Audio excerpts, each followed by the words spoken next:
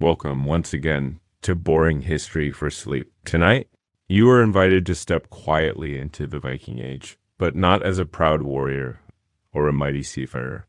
No, tonight you will walk in the worn, cold shoes of a Viking thrall, a slave, a life bound by duty, marked by toil, and shrouded in hardship. These were the men and women at the bottom of Norse society, unseen, unheard, and unfree. Through their world we will wander softly, feeling the rough textures of their days, hearing the muted sounds of their labor, and sensing the rhythm of a life not their own. In time, we will also explore other parts of this world. The tales of warrior kings, the mysteries buried with the dead, the fleeting moments of feasting and song. But always we return to the steady pace of the thrall, whose days were shaped by the will of others. Let the stories drift through you gently. There is no need to stay alert. Sleep may come when it wishes. Now imagine yourself in the cold lands of the north. The longhouse is dark. The first faint light of dawn touches the sky. It is time to begin. Chapter 1. Dawn on a Viking farm. The slave awakens you lie on a bed of straw, stiff with last night's cold. The air inside the longhouse is thick with the scent of damp wool, smoke, and earth. Beneath your bare feet, the stone floor is cold and unwelcoming. A voice calls sharply in the gloom. It is the master. You must rise. There is no choice. You are a thrall. Your life belongs to another. You move carefully through the shadows, past low benches and carved posts. The iron collar at your neck shifts with each step. It is familiar now, a constant weight. The door creaks open and cold air rushes in. Outside, the sky is pale, touched only faintly by the coming dawn. Frost clings to the ground. You draw your cloak tighter and begin your day. The first task is always the animals. They stir in their pens, restless. You walk the frozen ground, breath rising in soft clouds. The goats and pigs need feeding, their enclosures clean. The work is steady, the rhythm of it known to your body. Muscles move without thought. The cold bites at your fingers. The master's voice carries again. Faster. Always faster. You do not answer.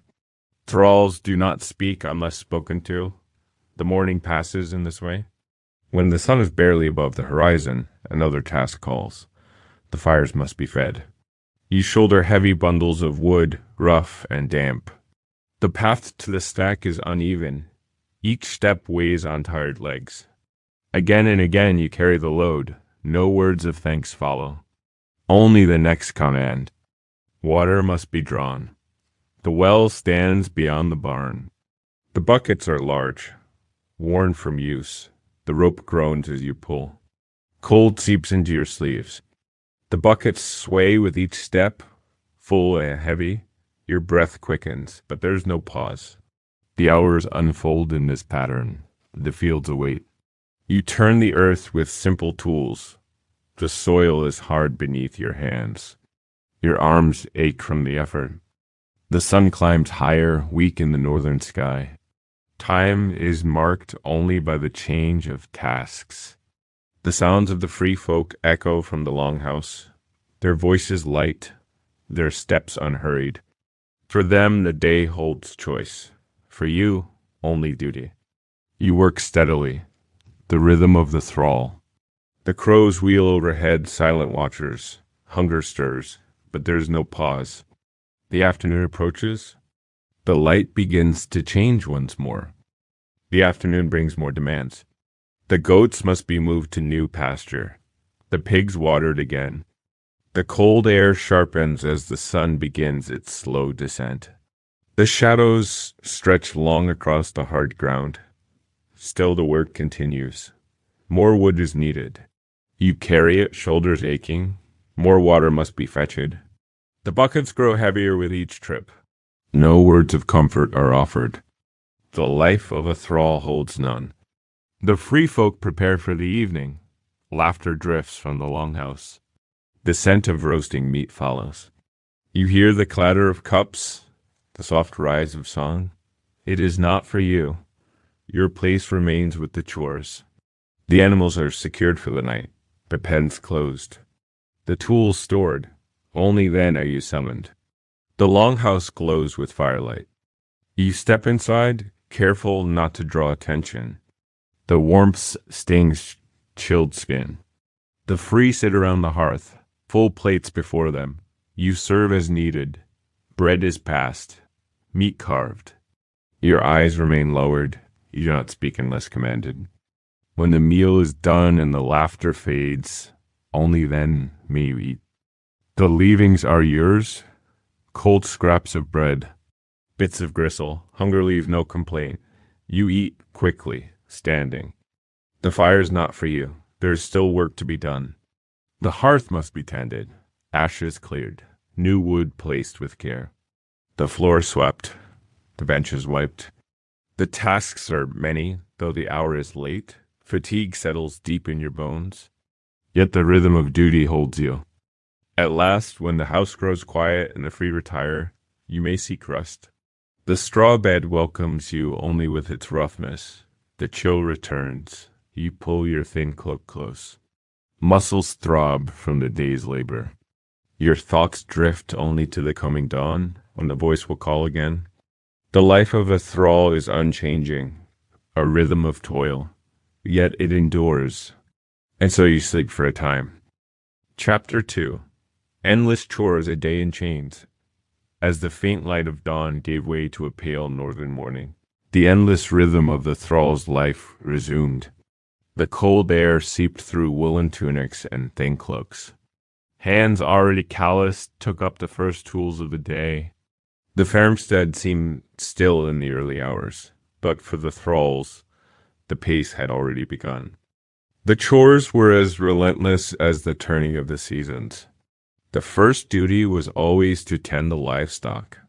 Goats bleated softly in the pens, pigs rooted noisily, their snouts steaming in the chill.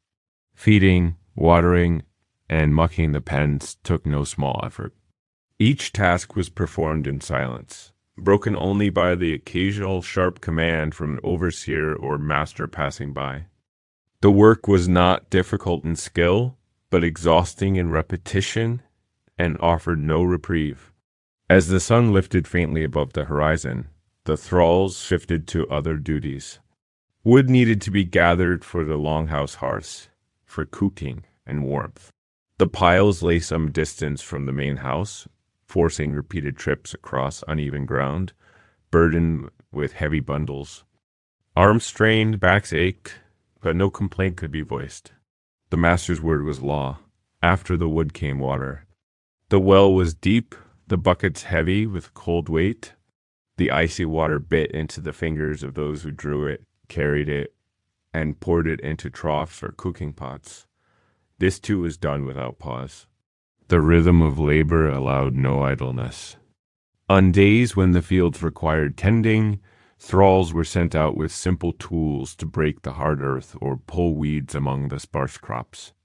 The soil of the northern lands was not always kind, and the work of coaxing life from it was slow and grinding. Stones had to be cleared, furrows dug, and rows maintained. The sun marked the passing of time, but little else. A thrall did not look to the horizon for freedom or hope. Their eyes remained on the task at hand, focused on the immediate demands of their masters. Should the harvest near, the duties grew even heavier. Cutting grain by hand, binding sheaves, hauling them to storage. These chores required endless trips across the fields, and each load strained weary muscles. All the while, the masters and their kin watched from the shade, drinking ale, speaking of raids and trade, their laughter drifting faintly on the wind. In winter, the chores shifted but never ceased. Snow would be cleared from paths and roofs. Ice broken in troughs for the animals. Smokehouses needed tending, salted fish and meats carefully prepared and stored. Even in the darkest months, when the cold cut to the bone, the thralls labored from dawn until well after dark. Within the longhouse itself, the routine was equally unrelenting. The floors of packed earth were swept daily. Tools and goods required constant maintenance. Wool was carded and spun into thread, cloth mended. Leathers worked into harness or garments. Fires were kept burning, meals prepared for the free folk. The thralls worked beneath the gaze of their betters, eyes lowered, words few. The slightest misstep, a clumsy spill, a dropped tool, could draw rebuke or worse. The master's hand was swift and the lash always near. Among these duties, there were no moments of true rest. Meals for thralls were meager, taken quickly and alone. A crust of bread, thin broth, perhaps a scrap of meat on better days. There was little strength to be gained, but the work demanded it all the same. Illness brought no mercy. A thrall too weak to labor might be cast aside, left to recover or perish, their fate of no concern. The cycle of chores continued unbroken. As one task ended, another began. The seasons changed, the years passed, but the life of the thrall remained bound by duty, marked by toil. Theirs was a world without reward, shaped only by endurance. And still the work went on. As the afternoon light slanted through the bare branches and the wind picked up across the open fields, the thrall's work carried on without pause. The midday meal, such as it was, had come and gone in a hurried fashion. A simple bowl of thin broth, perhaps a crust of rye bread if fortune allowed.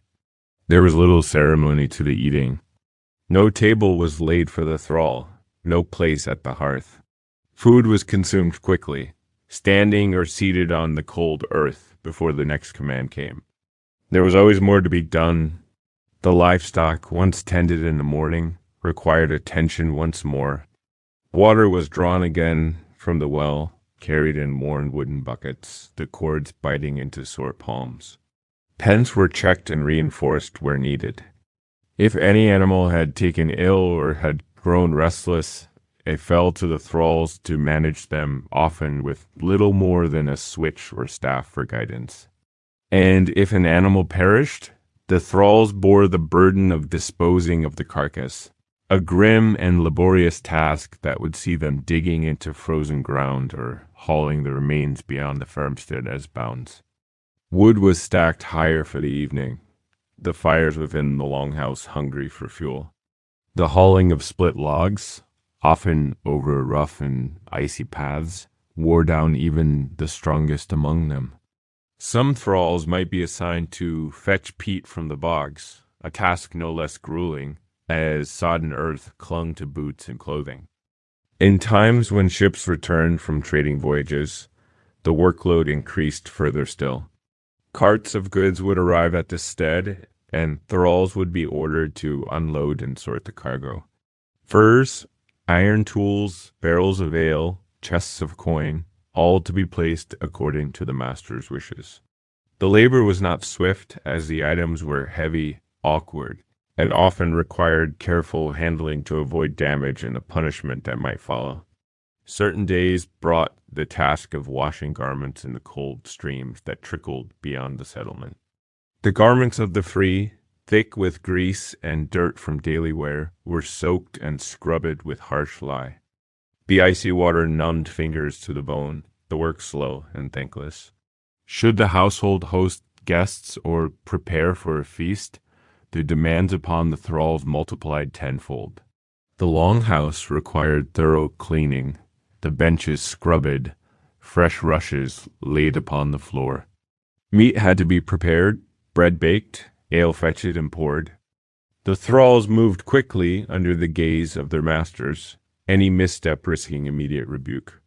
During the feast itself, they remained at the edges, ready to serve, silent, their presence acknowledged only in commands or sharp glances. Only after the free had finished their revels could the thralls clear away the remnants. Scraping platters, disposing of bones, wiping away spilled ale. Their own meals, when permitted, were taken from what remained. The final hours of the day were spent in preparation for the coming dawn. Tools were sharpened and repaired, leatherwork checked for wear. The hearth fires were stoked to last through the night. Ash cleared away. Buckets of water were filled anew. The thralls moved quietly, their bodies aching from the constant motion. Rest, when it came, was not a comfort, but a necessity. They returned to their beds of straw, limbs heavy, minds dulled by fatigue. The iron collar at the neck pressed against rough cloth, a cold reminder of their place. Sleep came fitfully, for the day ahead would bring the same demands, the same endless round of labor. In the world of the Viking thrall, there were no seasons of ease, no moments of true respite. Life was shaped by the will of the master and the unceasing need for work. The rhythm of their days was not broken by hope, but carried forward by endurance alone. Chapter 3. Whips and Chains. Punishment and control in the harsh structure of Norse society. The masters ruled with absolute authority over their thralls. There were no laws to protect a thrall from the whims of their owner. The master's word was final. In such a world, control was not maintained by kindness or trust, but by force, fear, and the constant presence of punishment. Every thrall learned this truth early. A forgotten chore, a clumsy mistake, a glance held too long could draw a swift and painful response. The master's staff, a thick rod of ash or oak, often served as the first tool of correction. A blow across the shoulders, back, or legs was a common warning. No words of protest could be offered. A thrall was expected to accept the punishment in silence, to bow the head, to endure. More severe offenses brought harsher retribution. Leather whips braided with care hung in many longhouses, ready to remind those who served of their place. A mistask, an act of defiance, or the suspicion of disloyalty might see a thrall stripped of tunic and lashed until the skin weltered in blood. Such punishments were delivered publicly, a lesson not only for the one who suffered, but for all who watched. The marks of the whip often remained long after the flesh had healed, silent testaments to the master's power. Some households kept collars of iron to mark their thralls. Heavy and cold, these bands encircled the neck, chafing the skin raw. They were worn at all times, in field and hall, a constant symbol of servitude. For the thrall, the collar was not merely a tool of restraint, but a sign to all that they were owned, beneath the notice of the free. In more brutal homes, iron shackles were used. At night, or when there was fear of flight, wrists and ankles would be bound. Some thralls were chained to walls or posts, unable even to lie comfortably in sleep. The clink of iron accompanied their every movement, a cruel music that echoed through the longhouse. The threat of worse always loomed. A thrall who dared to flee faced dire consequences. If caught, their punishment was often brutal and final. Branding with heated iron was a common fate, the mark forever burned into the flesh. The severing of an ear, the mutilation of fingers, or even death could follow, all intended to deter others from the same thought. Even suspected escape could bring punishment, for the word of a free man was enough. There was no trial, no plea. The master's justice was swift, merciless. Some thralls learned to live in quiet submission. Others nurtured secret hopes of freedom. But all lived beneath the shadow of the lash and the collar. The rhythm of their days was shaped not only by labor, but by fear. The presence of cruelty lingered in every corner of the longhouse, in the hard eyes of the master, in the ready whip, in the scars carried by those who had already known its sting. Yet even among thralls there were small hierarchies.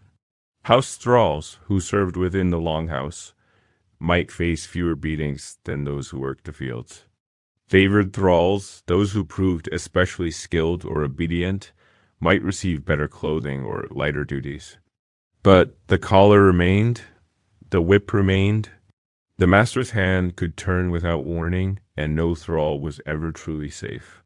In this world, obedience was survival. The body learned to move swiftly, to work without complaint, to read the moods of the master and avoid their wrath. The mind learned caution, silence, endurance. For those born into thrallhood, this life was all they had known.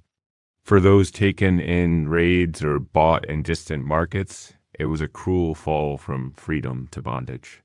Each bore the weight in their own way, but none could escape the ever-present threat of punishment.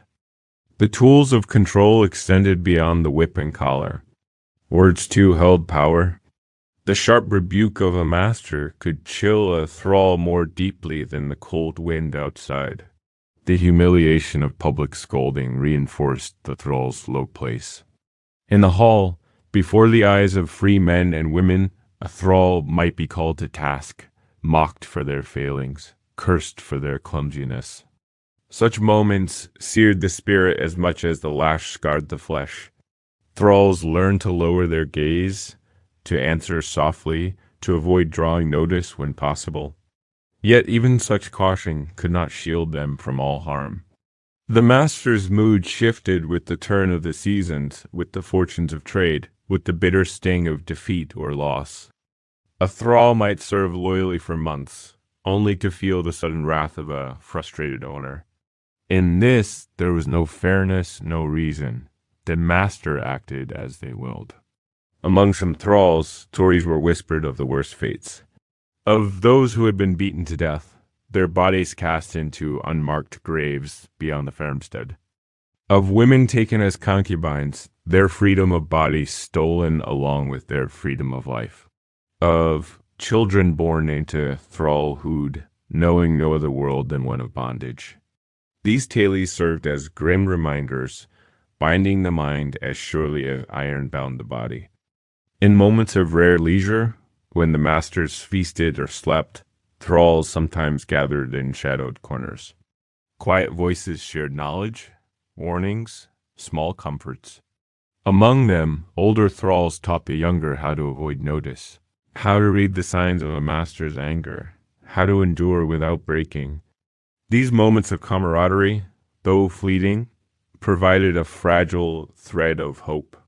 There were few among the free who showed mercy, rare as such kindness was. An aging mistress might offer a crust of bread, a kind word. A master who valued skill might treat a favored thrall with measured fairness. But such gestures were the exception, not the rule. Trust was a dangerous thing in the life of a thrall. It could be offered only to be betrayed. It could be hoped for, only to be dashed. In the greater halls of jarls and kings, the punishments grew more elaborate. Stocks and pillories stood in the yard. Fines and mutilations were common. In the markets, thralls were displayed like livestock, their scars visible to those who came to buy.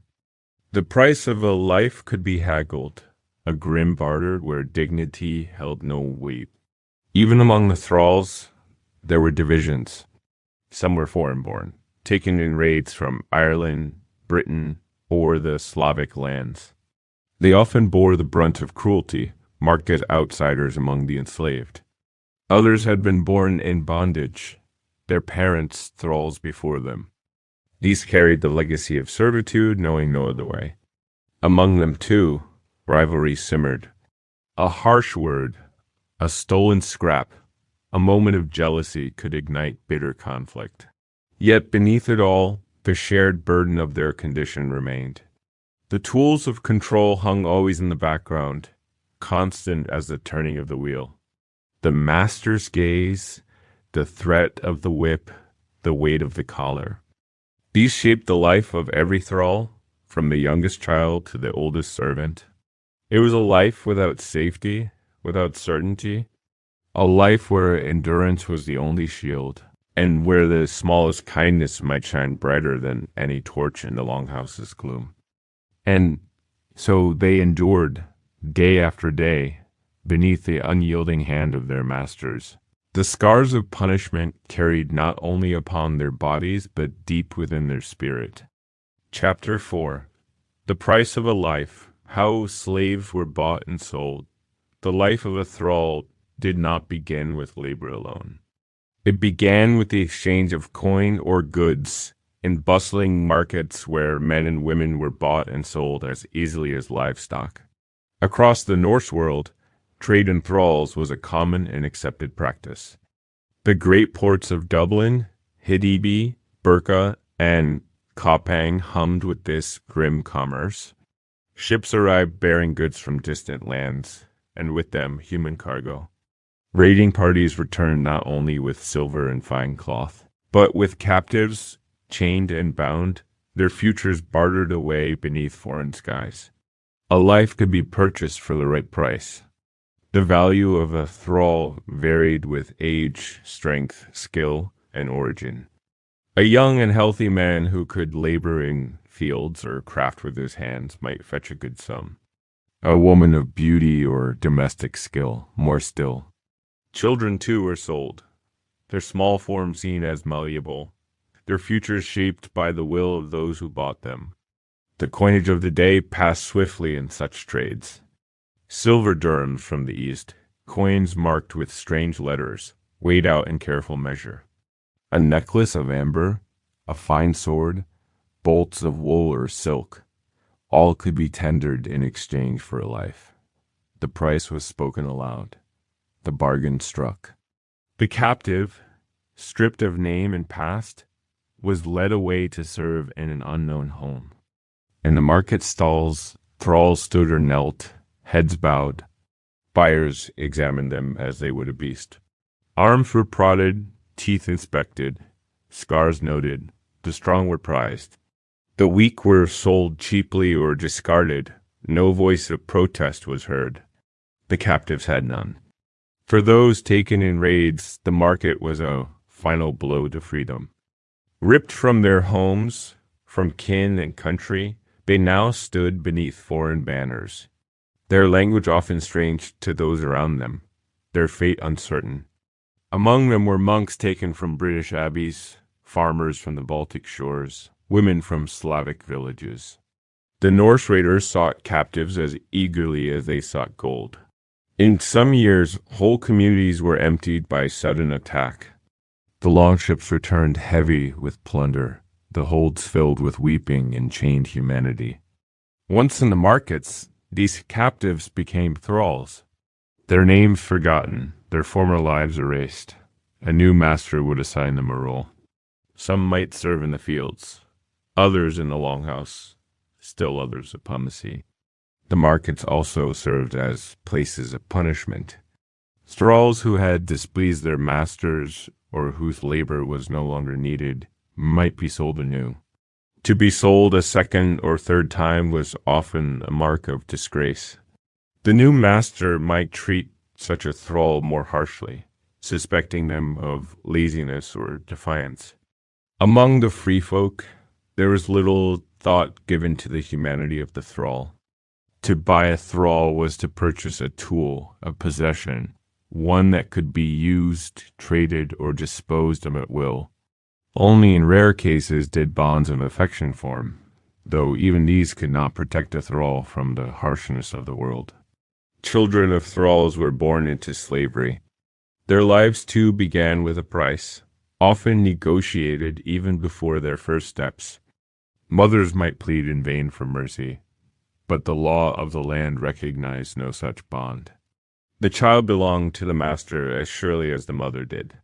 In larger markets, thrall traders built wealth on this commerce.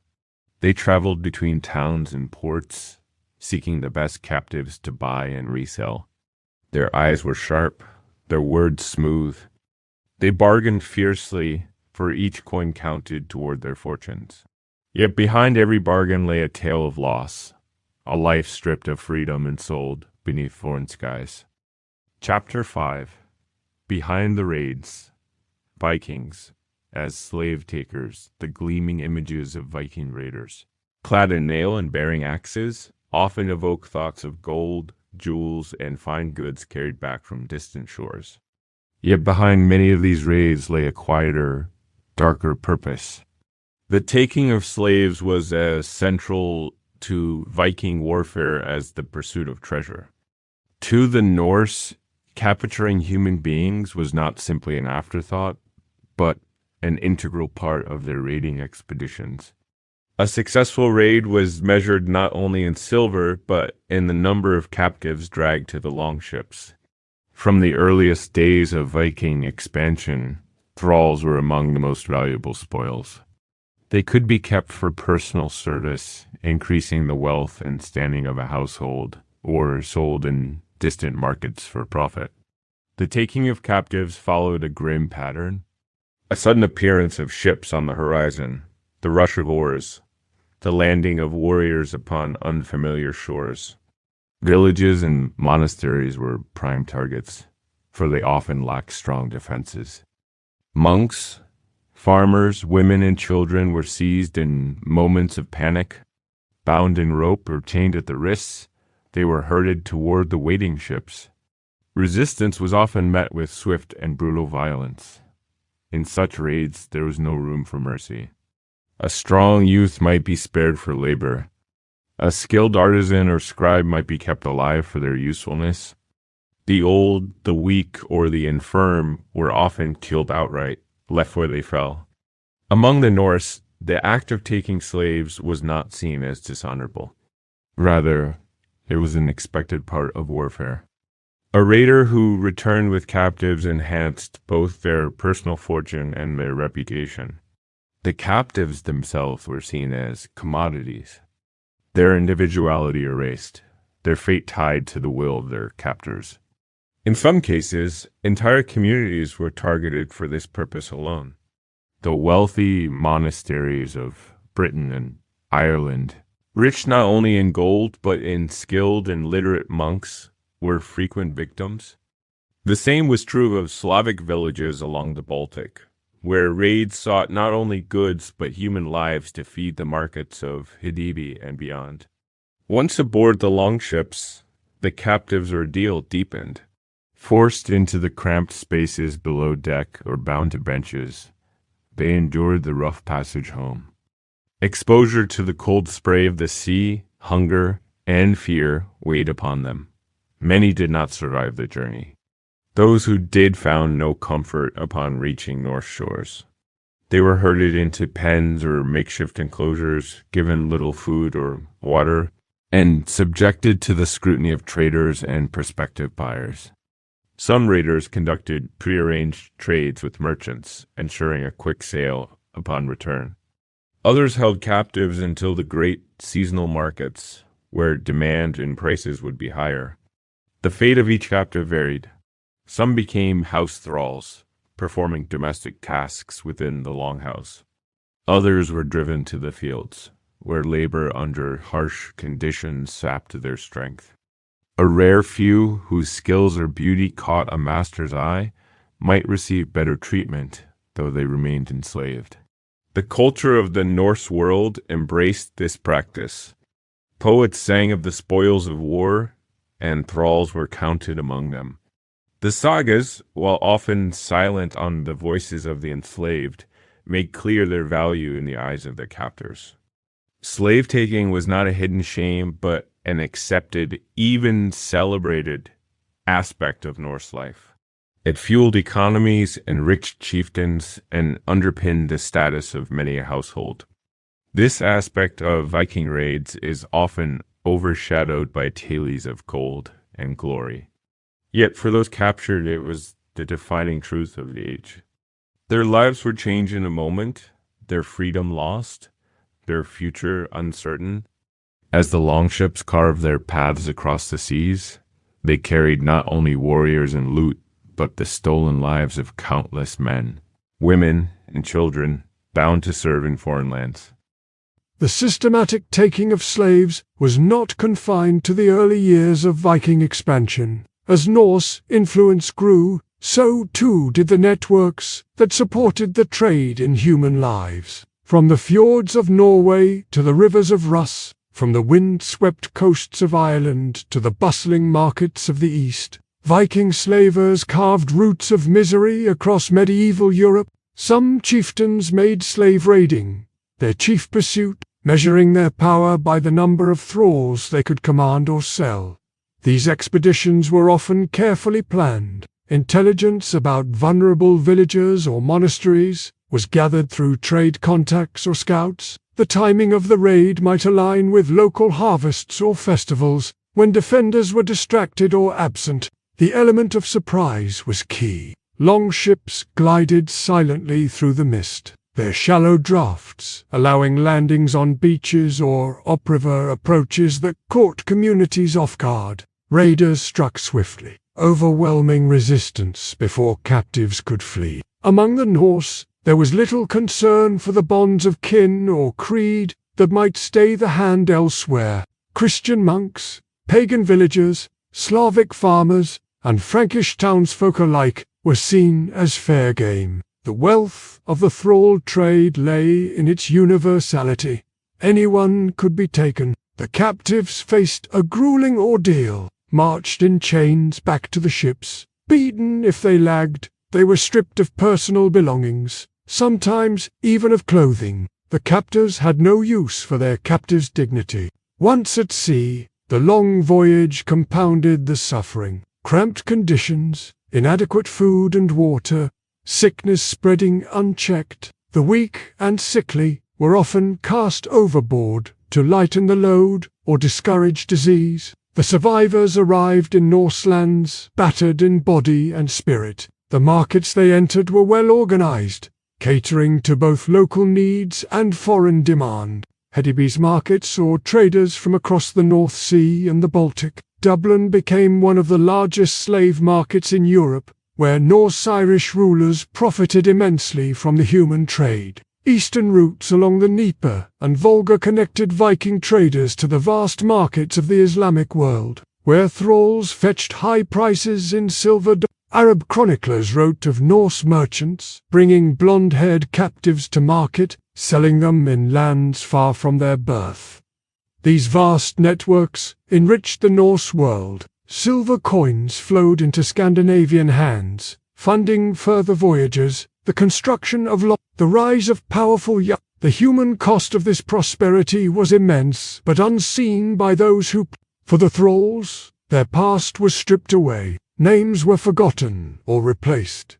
Language barriers reinforced isolation. A British monk might find himself laboring on a Norwegian farm. A Slavic girl might serve in an Irish Norse household. A Frankish craftsman might be forced to ply his skills for a foreign master. Cultural dislocation added to the burden of slavery. The free Norse treated their thralls with a calculated detachment.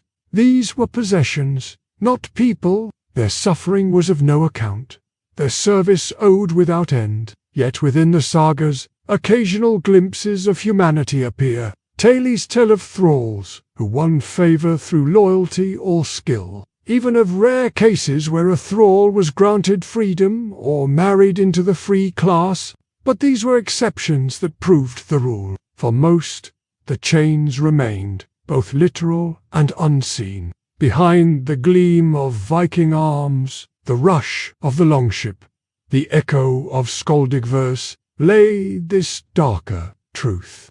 The taking of slaves was no side story. It was central to the Viking Age, woven into the fabric of their society. The long shadow of these raids stretched across generations, shaping lives in ways the sagas often chose to forget. Yet beneath the proud boasts of gold and conquest, the whispered tales of those who were taken remained, a quieter, haunting part of the Viking world. Chapter 6. Escape or death. The faint hope of freedom for most thralls. Life was a narrow path of labor and submission, a cycle without end. Yet in the quiet corners of the mind, a question sometimes stirred. Could there be escape? Could freedom be grasped, if only for a fleeting moment? The answer was fraught with peril. The world outside the farmstead was no haven. The forests were deep, wild, and often unknown to the thralls.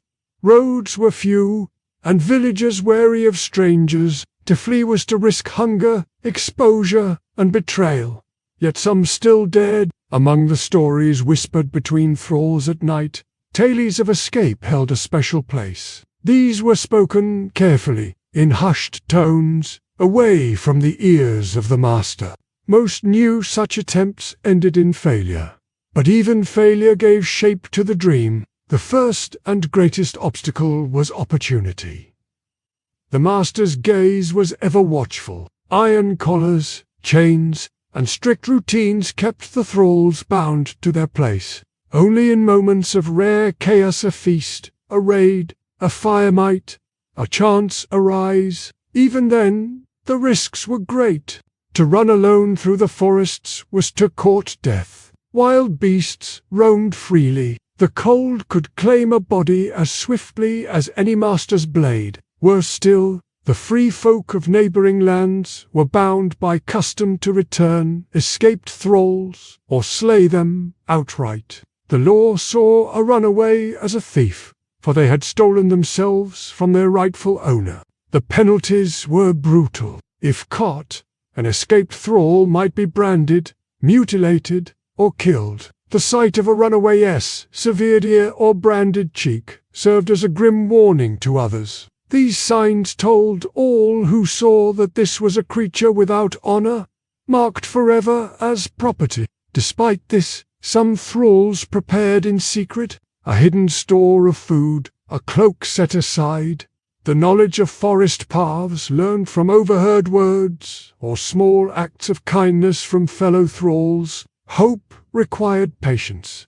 A single misstep could end a life. Among the thralls, there were those who had tasted freedom before. Warriors captured in raids, monks taken from cloisters, traders whose ships had fallen to Viking blades. For them, the memory of freedom burned brighter. They watched for chances, weighing risk against longing. Some fled alone, others in small bands. The latter held more hope, for the wilderness was less cruel when faced together, yet the danger multiplied. A larger group drew attention. The tracks of many feet were easier to follow. Hunters were often sent after runaways.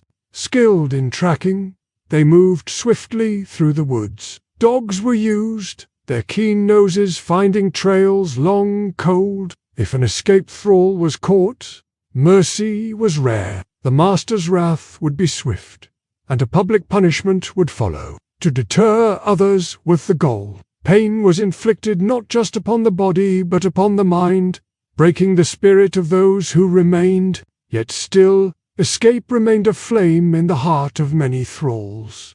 The hope of freedom was hard to extinguish, even in the bleakest of lives. Tales of success, however rare, spread like sparks. A thrall who reached a distant land, who found refuge among kind folk, or who passed as free, such stories lived in whispers, sustaining the will of others. Some regions offered greater hope than others. The vast forests of the north, the shifting borders of frontier lands, places where the master's reach grew thin. There, a clever thrall might carve out a life, hidden among strangers, or sheltered by those who saw in them more than their chains. But such fortune was rare, and the cost of failure. More often, the harsh rhythm of life pulled the thralls back to their labor. The dream of escape faded beneath the weight of fatigue and the lash of punishment. Still, the hope remained. A quiet thought in the darkest hours, a flicker beneath the dull gaze, a secret longing that no master could truly take away. Some thralls turned their hopes to another path, the earning or granting of freedom. In Norse law, a master could free a thrall through formal declaration, known as manumission. Such cases, though rare, were not unheard of. A thrall who served faithfully for many years, who demonstrated exceptional skill or loyalty, might be granted their freedom as a reward or a gesture of generosity. In certain cases, old age played a role. A thrall too aged or infirm to work might be released, though this freedom was often more symbolic than practical, as the freed person still faced poverty and hardship without support. Manumission could also occur through purchase. Some thralls permitted to earn small amounts of coin through extra labor or favored status saved toward this distant goal. The sum required was high, the obstacles many, but a determined few reached it. Once purchased, freedom was declared before witnesses, the thrall's collar removed, their name recorded. The freed person, known as a leisingi, occupied a new and uncertain place in society.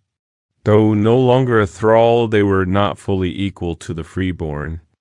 Their former master often retained influence over them. Many continued working for their old household, now as servants rather than slaves. The path to true independence was long and uncertain. Even so, the status of leisingi carried dignity. They could own property, marry freely, testify in court.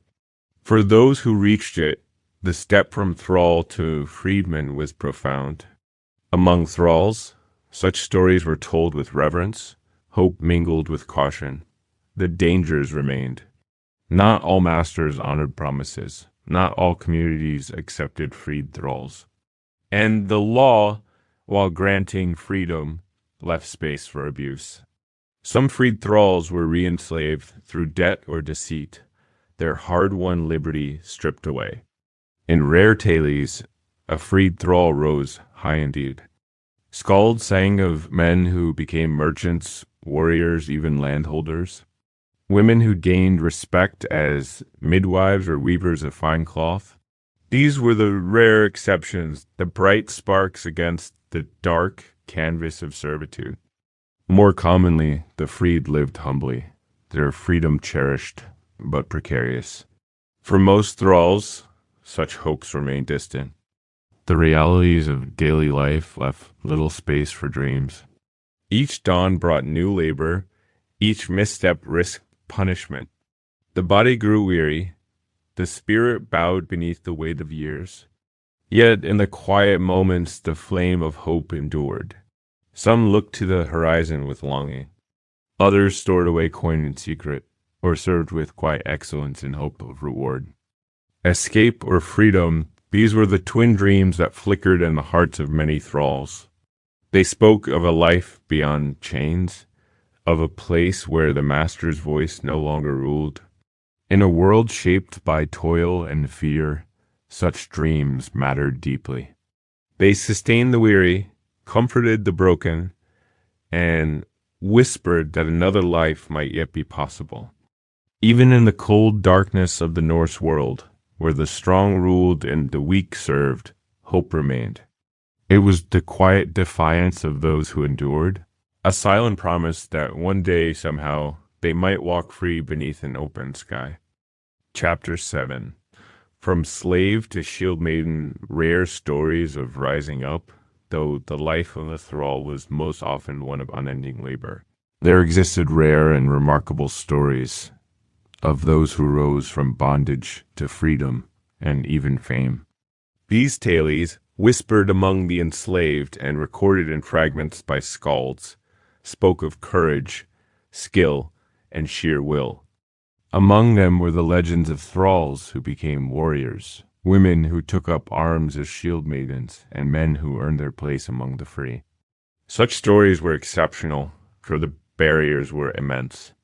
To be born or made a thrall was to occupy the lowest rung of society. To rise from it required extraordinary qualities and often the favor or need of a master. In times of war or unrest, opportunity sometimes arose. A master in need of warriors might turn to strong and capable thralls. The Norse valued skill and bravery in battle. A thrall who could wield a blade or bow with precision might be trained, tested, and granted a place among the warband.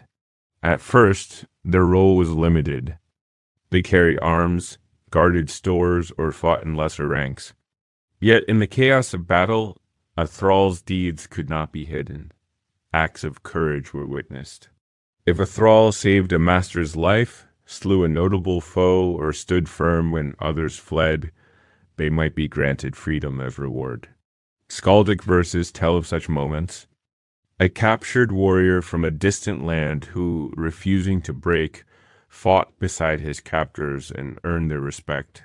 A woman, once a house thrall, who defended the homestead during a raid, taking up spear and shield to turn the tide. These rare individuals crossed the boundary of status through valor. Among these tales, the image of the shield maiden shines brightly. Though not common, some women trained in arms, whether born free or in bondage. In a world where strength was prized, a thrall woman who proved herself in battle could find a new place. Her former status faded beneath the weight of her deeds. Yet the path was fraught with danger. For each thrall who rose, many more fell. The masters who granted such chances were rare. Trust was hard won. A misstep could see ambition punished with death. Even success brought no guarantee. A freed warrior bore the scars of their past. Among the free, suspicion lingered.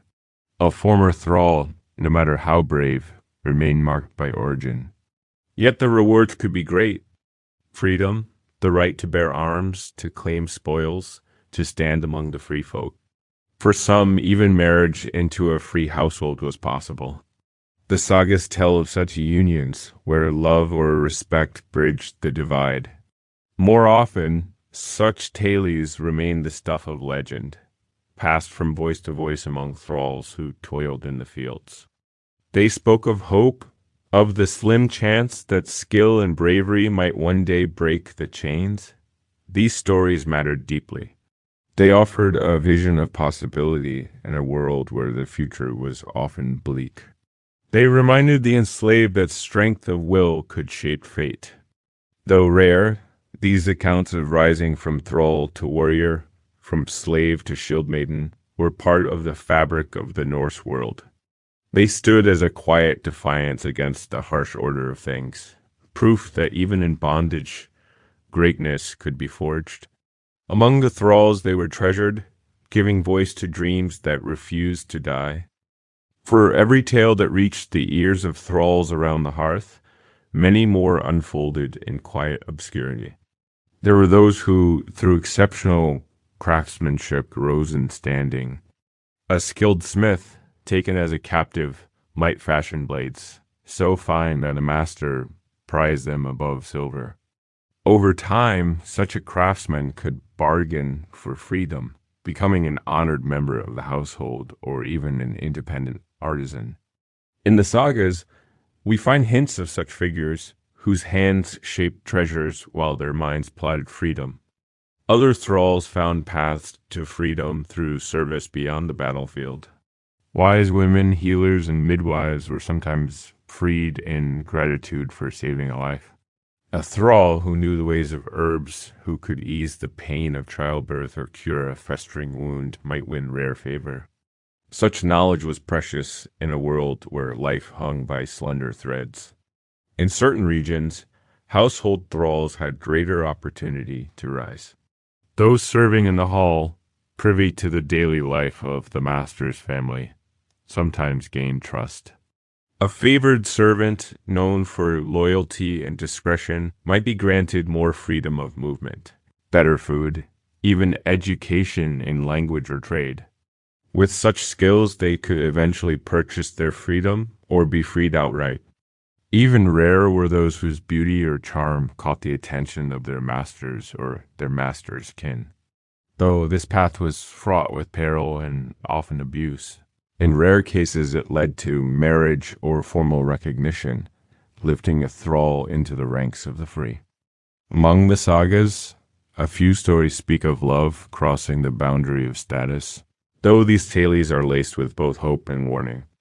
The children of thralls also sought ways to rise. A master who had raised a thrall from childhood might grant them greater leeway, sometimes treating them as a foster child.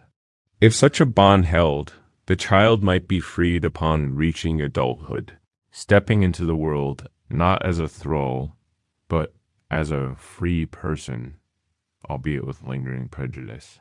The church, where Christianity took root in later centuries, also provided a rare path to freedom. Baptism sometimes served as a declaration of new status. In lands where Christian influence spread, conversion offered hope. Masters might free a thrall upon their baptism, whether from genuine faith or the desire to be seen as pious. In Norse territories touched by Christian kings or bishops, this practice became more common. Yet freedom was never easily won. The journey from thrall to shield maiden, from slave to warrior, healer, or craftsman, demanded not only skill, but endurance and luck. Even freed, many carried the burden of their past. Prejudice lingered. A freed thrall might face mistrust in trade, suspicion in marriage, exclusion from certain gatherings. Their children inherited these shadows, their blood marked by the memory of chains. But for those who succeeded, the rewards were profound. To stand unbound, to bear arms by right, to claim land or speak in assembly, these were dreams worth the risk. The tales of those who rose, whether recorded in verse or remembered in quiet stories, served as beacons. They reminded every thrall, every captive, that the world was not entirely closed. That beyond the hard walls of servitude, beyond the grip of iron collars and harsh commands, there remained a path, however narrow, toward freedom and honor. And so, beneath the weary toil of daily life, the spirit of resistance endured. In whispered stories and secret hopes, in the eyes of those who dreamed, the fire remained. A thrall might one day rise, might one day stand among the free, a life remade by courage, skill, and unyielding will. Chapter 8. The True Story of Harald Hardrada, a life of exile and battle in the long shadow of Norse history. Few figures loom as large as Harald Hardrada. His life was a saga in itself, filled with exile, adventure, battle, and ambition. Born around the year 1015 in Norway, Harald Sigurdsson, later known as Hardrada or Hard Ruler, was the half-brother of King Olaf II. His early years were shaped by turmoil. When Olaf sought to reclaim his throne from Danish rule, young Harald, just 15, fought at his side in the Battle of Stiklestad. The battle ended in disaster for Olaf's forces. The king was slain, his cause lost. Harald, wounded and hunted, fled into exile. It was the beginning of an extraordinary journey. He traveled east to the lands of the Kievan Rus, where he entered the service of Grand Prince Yaroslav the Wise. There, the young Norseman learned new ways of war and diplomacy. His skills as a warrior soon brought him renown, but Harald's ambitions reached further still. Hearing of great wealth to be won, he journeyed south to Constantinople, the heart of the Byzantine Empire. There he joined the famed Varangian Guard, an elite force of Norse and Rus warriors sworn to protect the emperor. In Constantinople, Harald rose swiftly.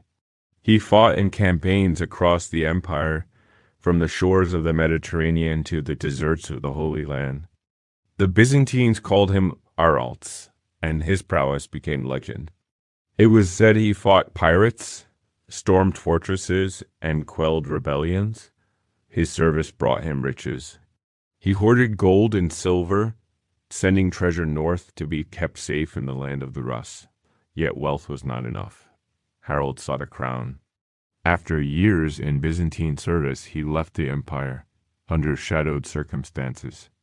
Some say he angered the emperor, others that he left to avoid jealousy from rivals. Whatever the cause, he returned to the Kievan Rus, where he married Elizabeth, daughter of Grand Prince Yaroslav. With wealth and powerful allies, Harald turned his eyes once more to Norway.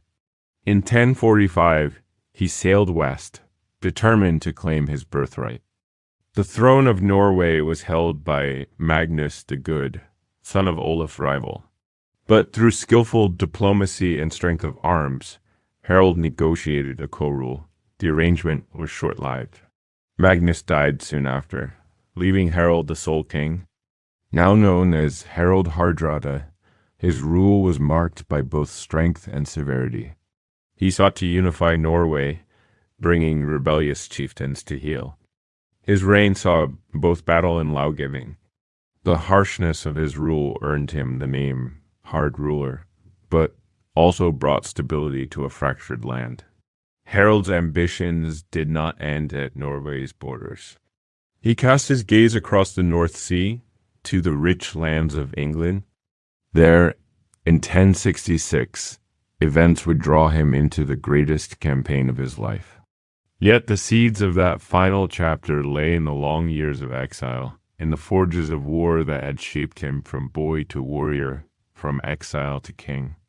The life of Harald Hardrada was a testament to the Norse spirit of adventure and ambition, a saga written in blood and gold across the wide world. Harald Hardrada's kinship brought not only power but new challenges. The Norway he claimed was a land of fierce independence. Jarls and chieftains guarded their rights jealously. To rule, Harald needed not only the sword, but the wisdom to unite fractious clans.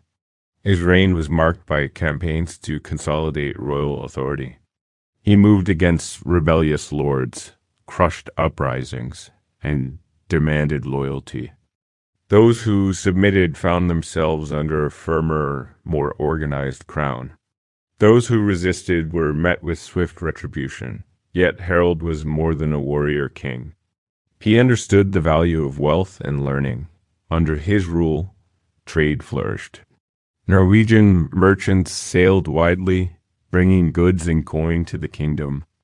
Harald himself sponsored works of law and poetry, maintaining the skaldic traditions of his ancestors.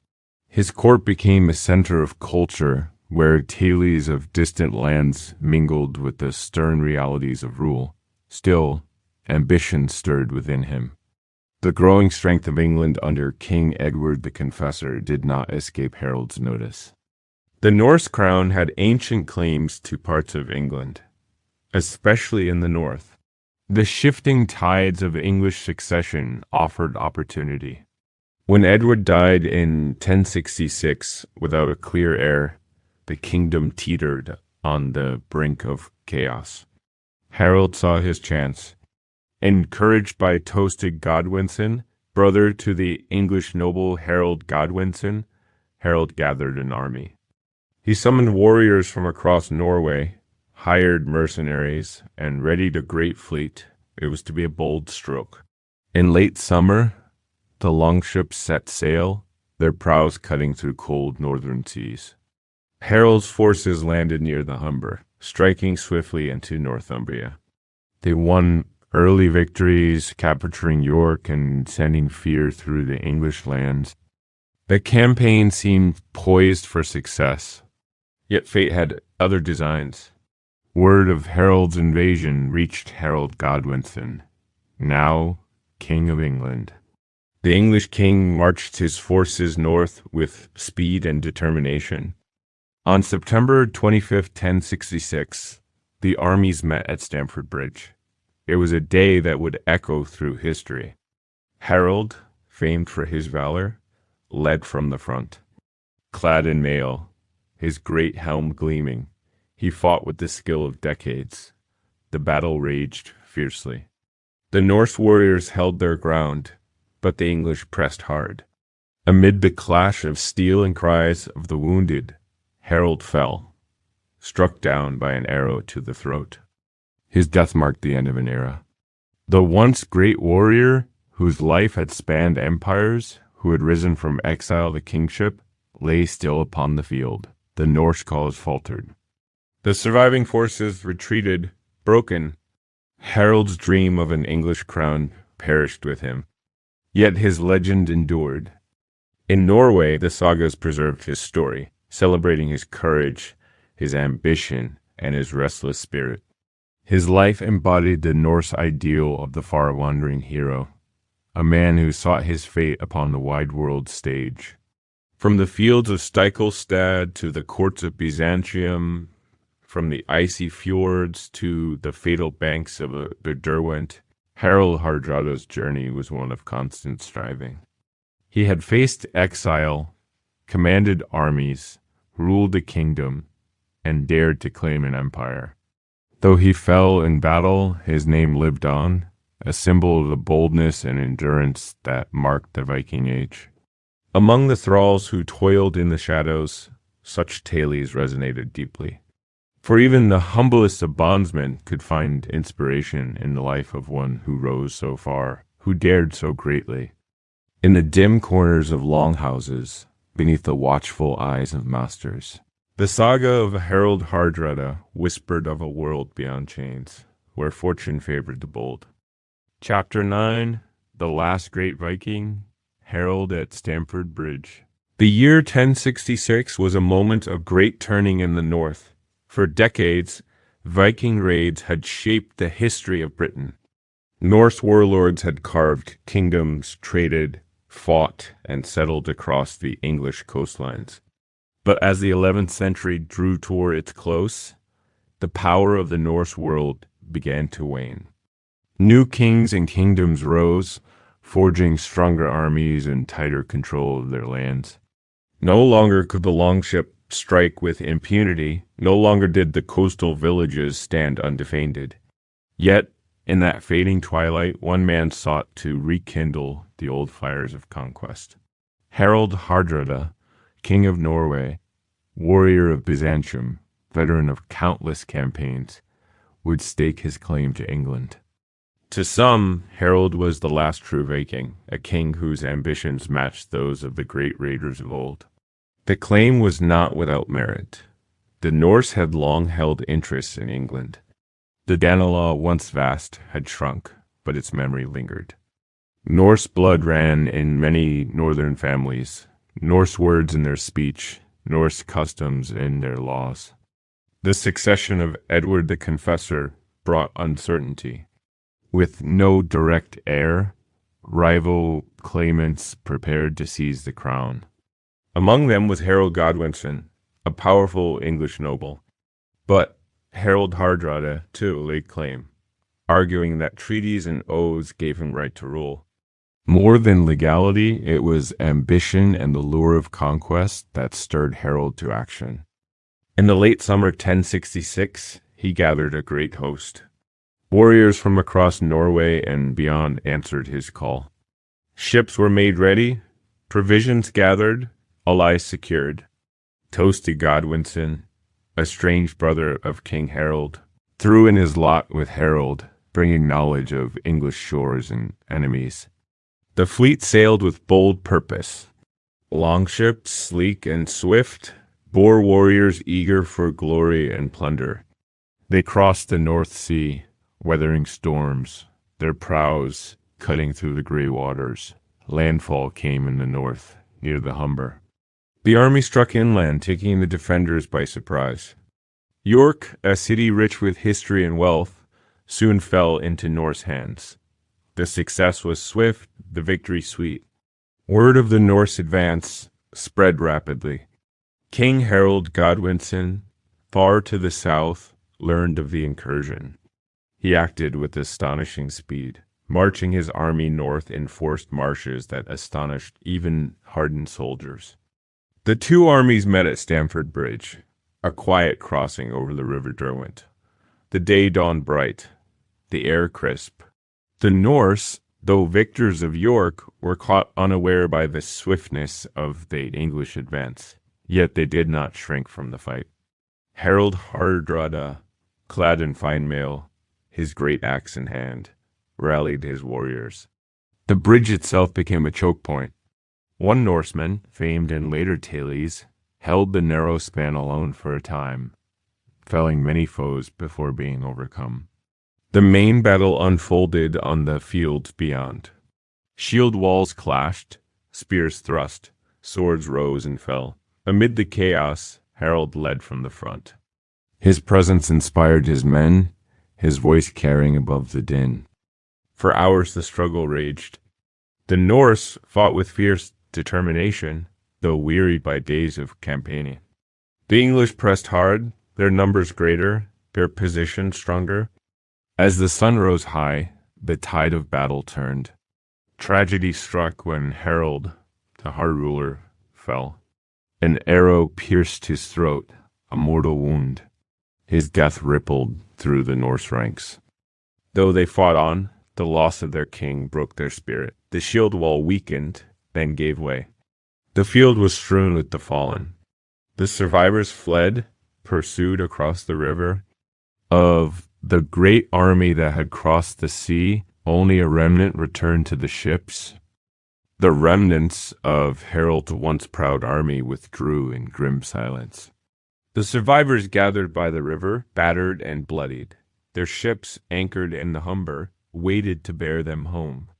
The scale of the defeat became clear. Of hundreds of longships that had carried the army to England, only a fraction would return. The English king, Harold Godwinson, showed measured mercy. He allowed the beaten Norse to depart, provided they swore to leave in peace. The battered fleet sailed back across the North Sea, carrying with it the wounded, the weary, and the body of their king. The loss at Stamford Bridge marked more than the end of a single campaign. It was the last great Viking invasion of England. For nearly 3 centuries, Norse longships had terrorized the British Isles. Now, with Harold's fall, that era drew to a close. In Norway, news of the king's death spread swiftly. Mourning was mixed with uncertainty. Harold's son Olaf succeeded him, ruling a realm much changed. No longer would Norway seek empire across the sea. The tide of history was turning.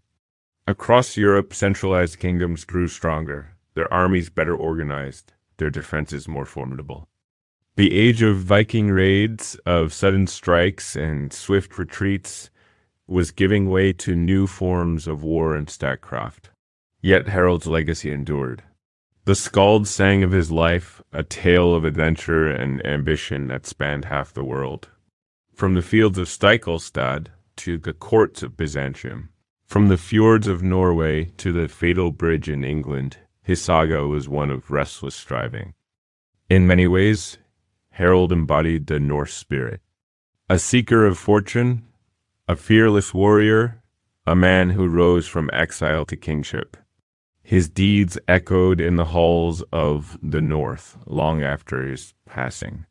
The English, too, remembered him, for Stamford Bridge was a hard-won victory. It came at a cost. Only weeks later, Harold Godwinson faced another invasion, this time from William of Normandy. The march north and the bloody battle had exhausted the English king and his forces. When they faced the Normans at Hastings, they fought bravely, but fate turned against them. Some historians would later argue that Harold's campaign, though failed, played a role in shaping the future of England.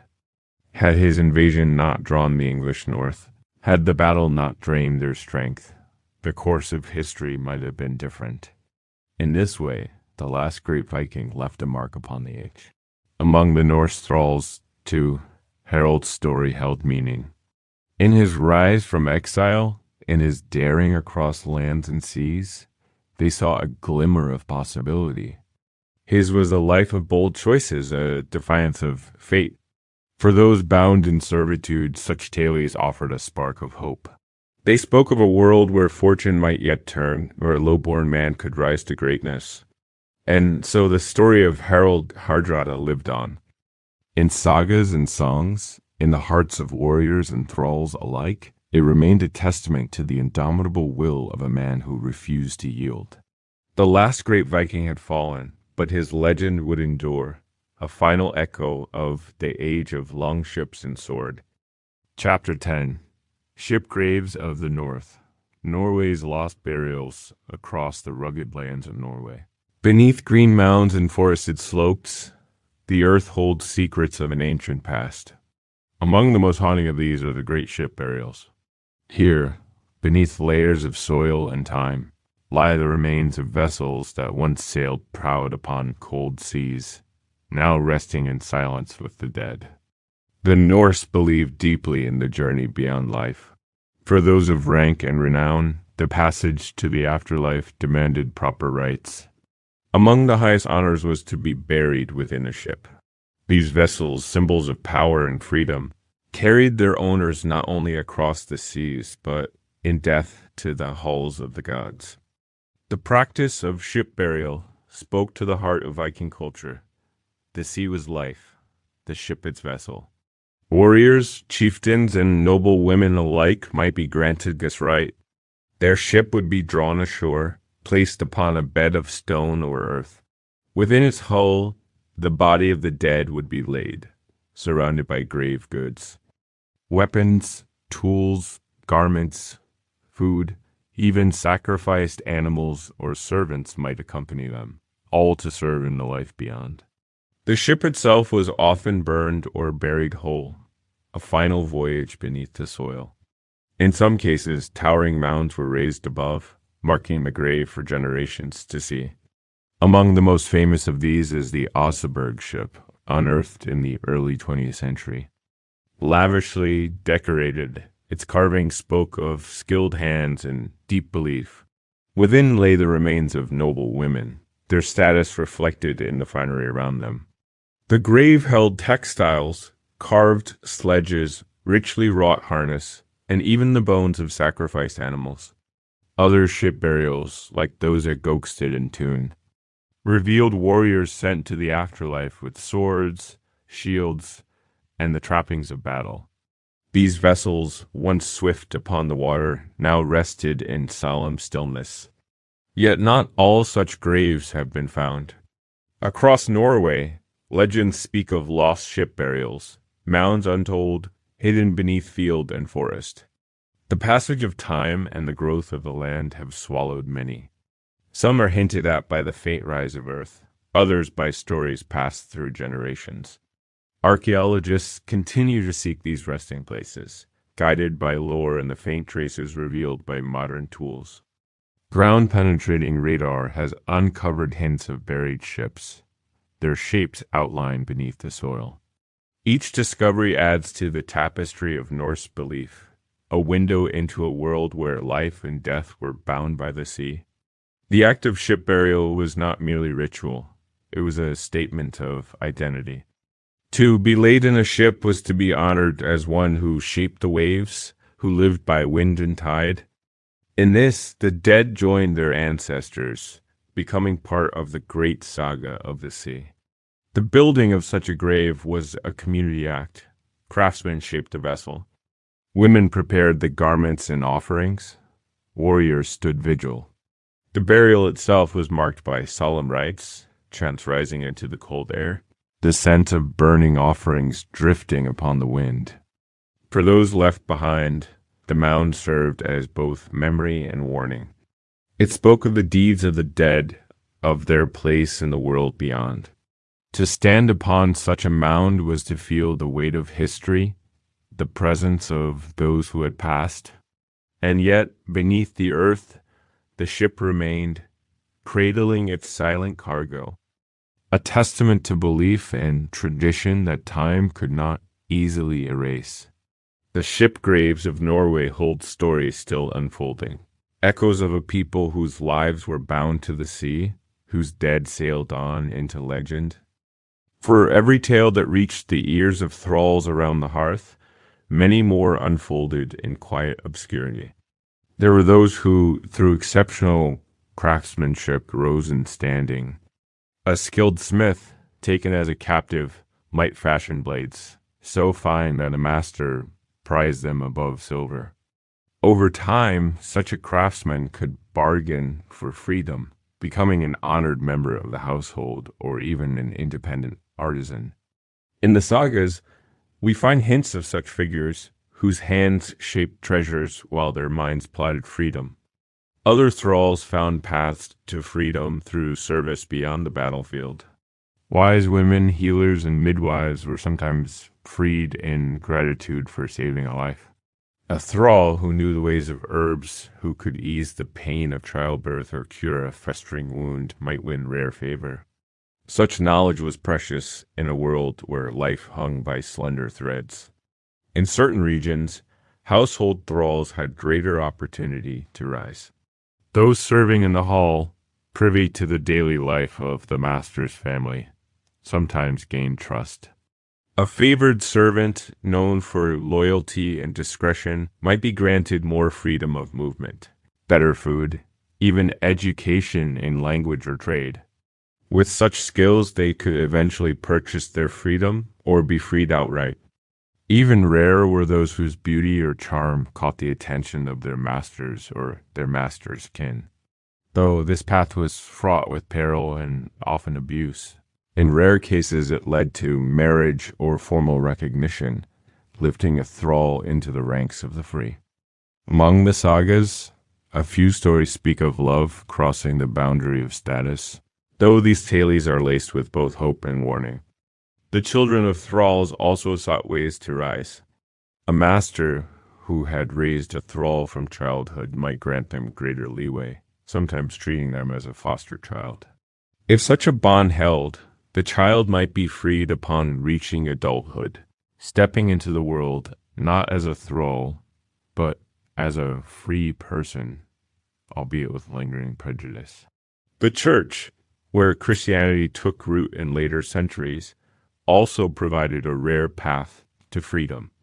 Baptism sometimes served as a declaration of new status. In lands where Christian influence spread, conversion offered hope. Masters might free a thrall upon their baptism, whether from genuine faith or the desire to be seen as pious. In Norse territories touched by Christian kings or bishops, this practice became more common. Yet freedom was never easily won. The journey from thrall to shield maiden, from slave to warrior, healer, or craftsman, demanded not only skill, but endurance and luck. Even freed, many carried the burden of their past. Prejudice lingered. A freed thrall might face mistrust in trade, suspicion in marriage, exclusion from certain gatherings. Their children inherited these shadows, their blood marked by the memory of chains. But for those who succeeded, the rewards were profound. To stand unbound, to bear arms by right, to claim land or speak in assembly, these were dreams worth the risk.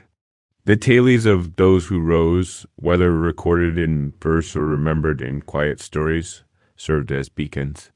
They reminded every thrall, every captive, that the world was not entirely closed. That beyond the hard walls of servitude, beyond the grip of iron collars and harsh commands, there remained a path, however narrow, toward freedom and honor. And so, beneath the weary toil of daily life, the spirit of resistance endured. In whispered stories and secret hopes, in the eyes of those who dreamed, the fire remained. A thrall might one day rise, might one day stand among the free, a life remade by courage, skill, and unyielding will. Chapter 11. The Forgotten Unearthing Viking Thralls' Graves in the Grand Mounds and Storied Ship Graves of Norway. The great of Norse society were laid to rest with honor and ceremony. Yet beyond these famed burials, scattered across the fields and forgotten places, lie the unmarked and humble graves of those who served and suffered in life, the thralls. For many centuries, the resting places of thralls received little notice. Their burials were simple, often without markers, performed with little ritual. In a society where status defined every aspect of life, even death reflected the divide. The free were honored, the enslaved were cast aside. Archaeologists have only in recent years begun to give fuller attention to these forgotten dead. Through careful excavation and study, they are piecing together the final chapters of thrall lives. Often, these graves are shallow, the bodies laid without care. No weapons or treasures accompany them, only fragments of simple clothing or humble tools. The positioning of the body can be telling. Some are laid flat, arms at the sides, suggesting hurried burial. Others show signs of constraint, limbs drawn unnaturally, perhaps bound even to death. The absence of grave goods is striking. Where free Norse were interred with swords, brooches, or beads, thrall graves are bare. This reflects not only their poverty, but the beliefs of their masters. To bury a thrall with honors would have been seen as wasteful, perhaps even inappropriate. In many places, thralls were buried apart from the free. Margins of cemeteries Edges of farmsteads, nameless plots at the forest edge served as their resting places. The locations speak of exclusion, a final mark of low status. Some graves show signs of violence. Healed fractures, scars upon bones, crushed skulls. These tell a grim story of lives marked by hardship and abuse. A thrall's body bore the weight of labor, and often the cruelty of the master's hand. In rare cases, evidence of ritual killing appears. Cut marks on vertebrae or ribs suggest that some thralls were sacrificed at funerals or in other rites. Such practices, though not common, reflect the darker aspects of Norse belief. A slain thrall might accompany a master into the afterlife, continuing their service beyond death. Other graves reveal poignant traces of humanity. A woman buried with a simple necklace, perhaps a personal token kept hidden in life. A child laid with care, wrapped in worn cloth. These small details remind us that even in bondage, thralls lived as individuals, with hopes, sorrows, and connections. The study of these graves offers a counterpoint to the grand narratives of the Viking Age. While kings and warriors carved their names in sagas, the thralls toiled unseen. Yet their presence was vital. They built the ships, tended the fields, kept the hearths burning. Without them, Norse society could not have thrived. The archaeological record now gives voice to these silent lives. Through the earth's patient witness, the thralls speak again. Their bones tell of labor's toll, of diets poor in meat and rich in hardship. Signs of arthritis, worn joints, and stunted growth reveal the price of endless toil.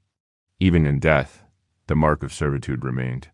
The iron collar, sometimes buried with the body, served as a lasting symbol. Its presence in the grave shows that for many, freedom never came. Yet in uncovering these resting places, modern scholars restore a measure of dignity. They bring to light the humanity of those long dismissed.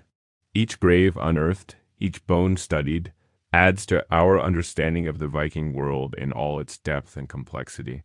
These forgotten dead, once ignored, now claim their place in history. As excavations continue across Scandinavia, new discoveries deepen the understanding of thrall life and death. In some regions, patterns emerge. Larger estates where many thralls once labored show clusters of simple graves. These small cemeteries, often set apart from those of the free, form quiet testaments to a workforce that sustained Norse society. The graves themselves tell varied stories. Some reveal lives cut short. Young adults, their bones bearing the marks of heavy labor beyond their years, suggest that many thralls did not live to old age. The harsh demands of servitude, poor nutrition, and frequent injury claim them early. Other graves speak of endurance.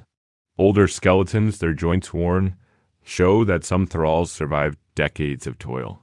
Their bodies became living records of suffering, marked by twisted spines, arthritic knees, and fractured limbs poorly healed. In certain sites, evidence of disease is found. Infections that would have been treated among the free were left to fester in thralls. Tooth decay, abscesses, and advanced gum disease appear commonly, reflecting both poor diet and lack of care. Malnutrition left its mark as well. Stunted growth, fragile bones, and signs of anemia point to long periods of hunger. Thralls ate after the free, consuming what remained. Their meals lacked the meat and dairy that sustained their masters. Simple grains and thin gruel formed the bulk of their diet. Yet within these grim findings lie moments of poignancy. In one burial, a woman's hand rested gently upon her chest, her fingers curled around a tiny bead. Perhaps a token of love, a memento of a life remembered. In another, two children lay side by side, their small forms a reminder that even the young were not spared the burdens of servitude. Not all graves were neglected. Some show signs of care, however modest. A stone placed to mark the head, a body carefully arranged. These gestures hint at compassion among the thralls themselves. Bonds of friendship, family, and shared hardship endured even in the harshest conditions. The masters who ruled over them often viewed thralls as property, but within their own ranks, thralls formed communities.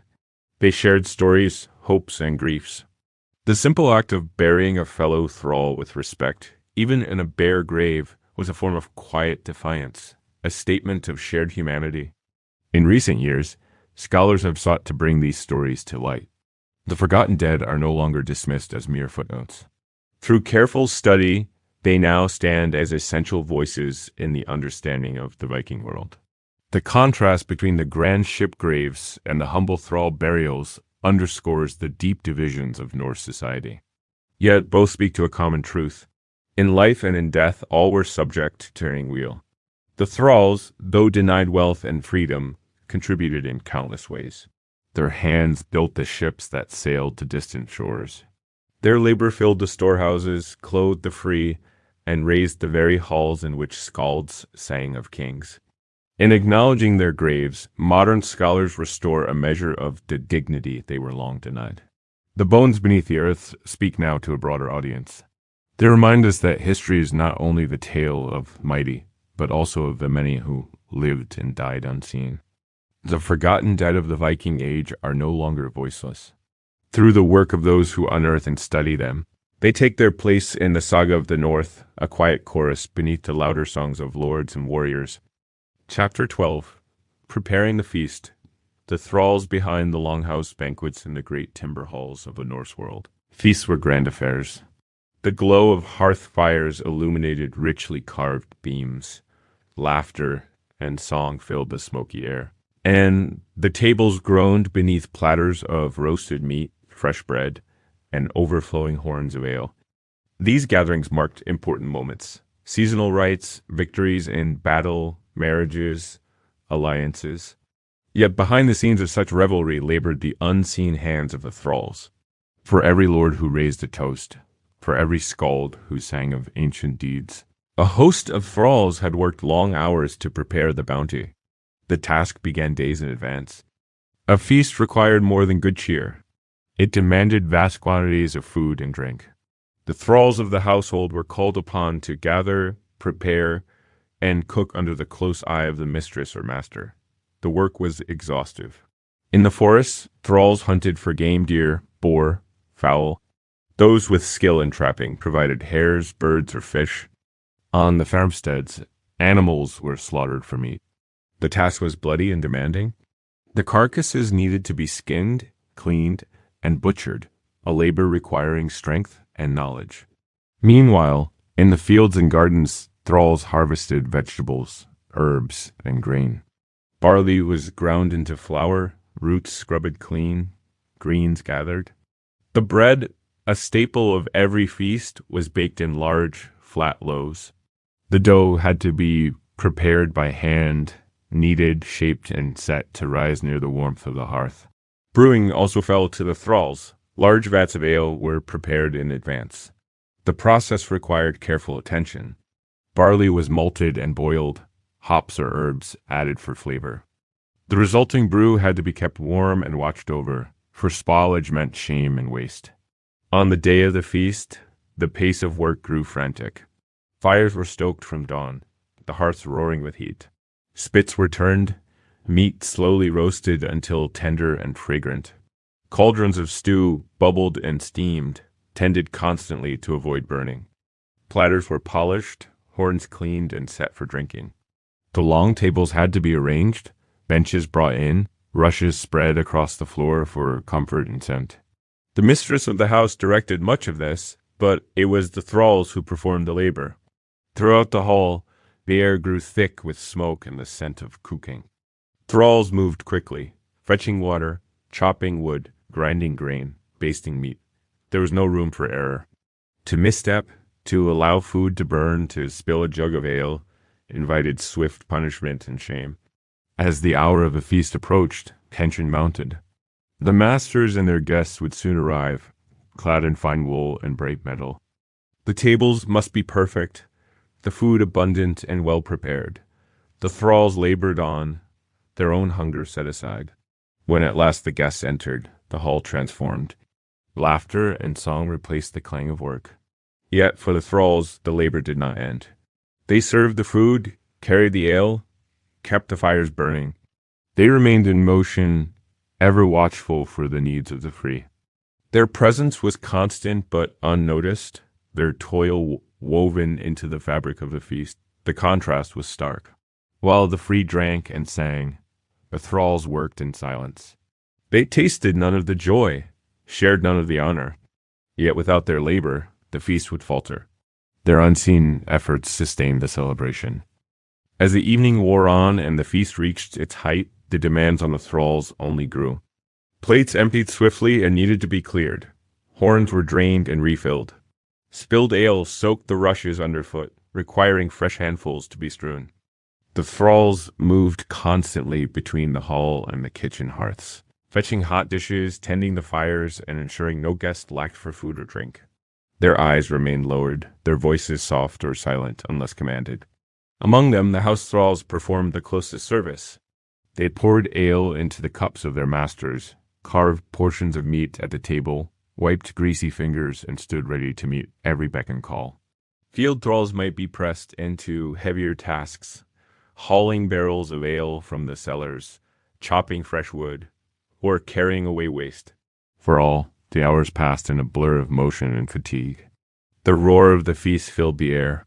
Skalds recited long sagas, their words rising above the clamor. Warriors boasted of battles past. The clang of drinking horns, bursts of laughter, and occasional quarrels rang through the longhouse. Yet the thralls remained in the background, invisible yet essential. They watched for the subtle signs that more ale was wanted, that food was running low, that a guest grew impatient. To fail in this unseen dance risked harsh words or, worse, accidents happened. A dish slipped, a guest jostled, a sharp word mistimed. The response was swift. A cuff, a curse, sometimes the lash of a switch kept near at hand. The thralls bore it without protest. The feast was not a time for sympathy. For the masters and their guests, the thralls existed only as part of the hall's machinery, to serve and endure. In some cases, the lines blurred. A favored thrall might be acknowledged by a master, praised for fine brewing or excellent service. A young and beautiful thrall might catch the eye of a guest, though such attention brought dangers of its own. Yet for the vast majority, the feast passed as a trial of endurance. Only after the guests grew weary, after the fires burned low and the warriors sprawled in drunken sleep, did the thralls' work near its end. Even then, labor remained. The remains of the feast had to be cleared. Bones and scraps were gathered for dogs or pigs. Platters were washed, horns scrubbed clean. The rushes fouled with ale and food were swept out and replaced. The fires were banked to smolder through the night. In the chill hours before dawn, the thralls might finally snatch moments of rest. They ate what remained, often little before returning to their places. Their bodies ached from long hours, but the rhythm of duty continued. The next day, the longhouse would require cleaning. The guests' belongings gathered, the benches scrubbed, the ashes cleared. If the feast had been large, if many guests remained, the thralls faced yet more days of toil. Such was the pattern of life. For every celebration of the free, for every moment of joy sung by the skalds, there were countless hours of unseen labor beneath it. The thralls, though unthanked and unpraised, kept the great feasts of the Norse world alive. Their hands shaped the bread, brewed the ale, roasted the meat. Their toil made the laughter possible. And though the sagas rarely spoke their names, the truth remained. Without the thralls, the halls would have stood silent, the tables bare. In this, their place in the story endures, quiet but unbroken. Chapter 10. Ship Graves of the North. Norway's lost burials across the rugged lands of Norway. Beneath green mounds and forested slopes, the earth holds secrets of an ancient past. Among the most haunting of these are the great ship burials. Here, beneath layers of soil and time, lie the remains of vessels that once sailed proud upon cold seas, now resting in silence with the dead. The Norse believed deeply in the journey beyond life. For those of rank and renown, the passage to the afterlife demanded proper rites. Among the highest honors was to be buried within a ship. These vessels, symbols of power and freedom, carried their owners not only across the seas, but in death to the halls of the gods. The practice of ship burial spoke to the heart of Viking culture. The sea was life, the ship its vessel. Warriors, chieftains, and noble women alike might be granted this right. Their ship would be drawn ashore, placed upon a bed of stone or earth. Within its hull, the body of the dead would be laid, surrounded by grave goods. Weapons, tools, garments, food, even sacrificed animals or servants might accompany them, all to serve in the life beyond. The ship itself was often burned or buried whole, a final voyage beneath the soil. In some cases, towering mounds were raised above, marking the grave for generations to see. Among the most famous of these is the Oseberg ship, unearthed in the early 20th century. Lavishly decorated, its carving spoke of skilled hands and deep belief. Within lay the remains of noble women, their status reflected in the finery around them. The grave held textiles, carved sledges, richly wrought harness, and even the bones of sacrificed animals. Other ship burials, like those at Gokstad and Thun, revealed warriors sent to the afterlife with swords, shields, and the trappings of battle. These vessels, once swift upon the water, now rested in solemn stillness. Yet not all such graves have been found. Across Norway, legends speak of lost ship burials, mounds untold, hidden beneath field and forest. The passage of time and the growth of the land have swallowed many. Some are hinted at by the faint rise of earth, others by stories passed through generations. Archaeologists continue to seek these resting places, guided by lore and the faint traces revealed by modern tools. Ground-penetrating radar has uncovered hints of buried ships, their shapes outlined beneath the soil. Each discovery adds to the tapestry of Norse belief, a window into a world where life and death were bound by the sea. The act of ship burial was not merely ritual, it was a statement of identity. To be laid in a ship was to be honored as one who shaped the waves, who lived by wind and tide. In this, the dead joined their ancestors, becoming part of the great saga of the sea. The building of such a grave was a community act. Craftsmen shaped the vessel. Women prepared the garments and offerings. Warriors stood vigil. The burial itself was marked by solemn rites, chants rising into the cold air, the scent of burning offerings drifting upon the wind. For those left behind, the mound served as both memory and warning. It spoke of the deeds of the dead, of their place in the world beyond.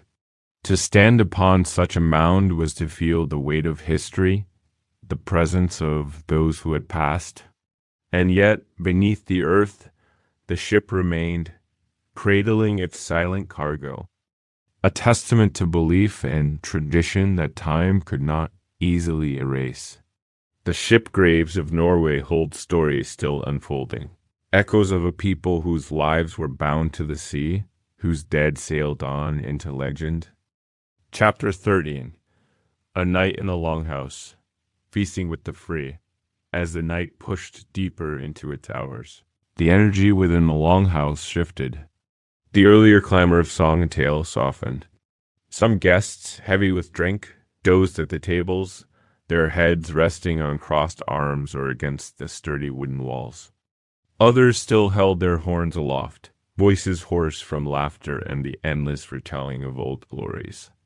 The hearth fire, once roaring, now crackled gently, casting long shadows across the carved posts that framed the hall.